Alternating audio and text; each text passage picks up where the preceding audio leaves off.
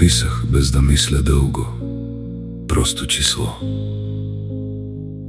Малко спокойствие за известно време. Но това число се превърна в нещо, което растеше тихо, като нещо живо, но без тяло. Казах си, ще се оправя с това следващия месец. Но следващият месец никога не дойде истински. Само писма и числа и тихо напомняне за това, кой ме притежава сега. Мислех, че е решение, но беше врата, която се заключи зад мен. Прилича на сделка с дявола. Всеки месец плащам повече, отколкото имам. Опитвам се да бягам, но оставам на същото място, а времето продължава без мен. Намирам се под самото дъно, там, където светлината едва достига. Дадох нещо, което тогава не разбира, а сега плащат с мен.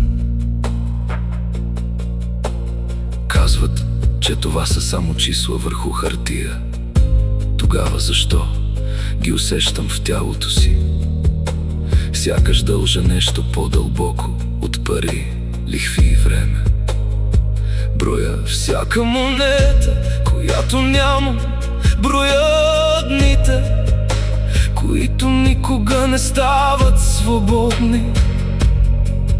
И дори когато платя малко, всичко отново расте.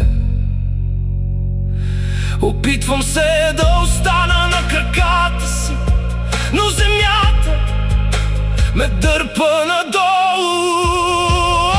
Прилича на сделка с дявола. Всеки месец плащам повече, отколкото имам. Опитвам се да бягам, но оставам на същото място, а времето продължава без мен. Намирам се под самото дъно, там, където светлината едва достига. Дадох нещо, което тогава не разбирах, а сега плащат с мен.